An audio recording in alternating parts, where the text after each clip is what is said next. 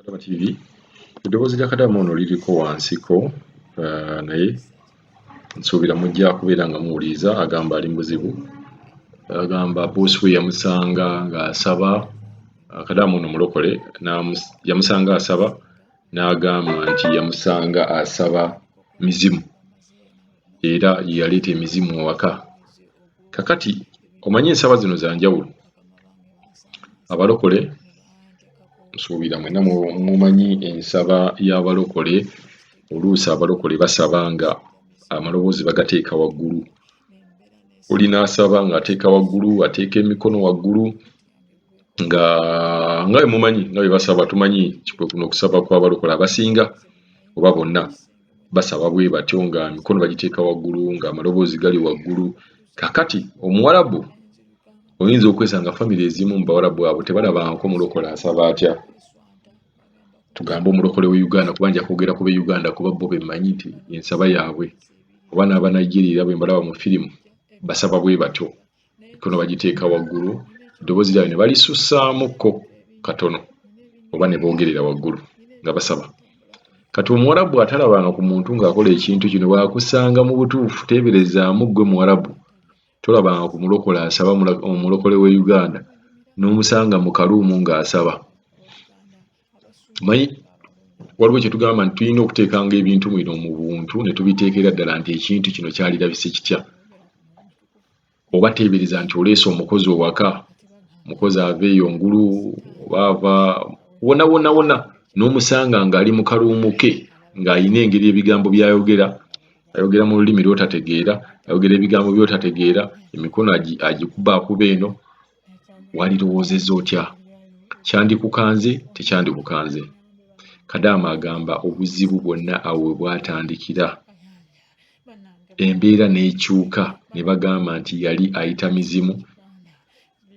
Ate ye Omuwarabu aba atya, agamba akati ono emizimu gyonna agiyise gijje gitandika okutawaanya famire yange. Singa oli mulokole n'ogenda mu nsi y'Abawarabu, walisaanye kusabira wa, kusaba otya, kweyisa otya? Kadama ono embeera eno gy'alimu agamba embeera emuyitiridde obuzito era yasaba ku magezi, naye kyalibadde kitya omulokole ng'agenze mu Bwarabu? Yalisabye atya okusobola okuwona Abawarabu abaalirowoozezza nti ayita mizimu? So ye topiki eriwo, katusooke tumuwulirize. Mukama waffe Yesu Kristo yeebazibwe. Amannya gange nze Kisaakye Margaret, ndi wano ku Riyadi, Sakana Riyadi. Nava e Kampala najjira mu kampuni bagiyita Kisinga Ntinda, yandeeta wano ne ntandika okukola mu kiyumba mazeeyo emyezi 4, naye omwezi ogwokuna ebintu bwe byatabukira, bakama bange bansanga nsaba ne bantekako okuba nti nsinza mizimu, nayogera ku Mwoyo Mutukuvu ne batakitegeera, nga bagamba nti nsinza mizimu, Mwoyo Mutukuvu tebamutegeera. Nembeera nesiikuuka ne mbasaba ekisonyiwo, neyongera okukola kontrakiti yange eggweko, naye tebakola ki, tebaŋŋanya. Ne bantekako amasannyalaze. Bwe nayingiranga mu kisenge mwe neebaka ekiro, amasannyalaze gankuba ebigere, gankuba engalo, okutuusa lwe nafubutuka ne nziruka nga amasannyalaze gaagala kunzita, ng'ate nabo batabuse mu nnyumba, beeswanta bagamba kunsala. Poliisi nennonda nendeeta wano. Bano mazeewo emyezi 2 n'ekitundu.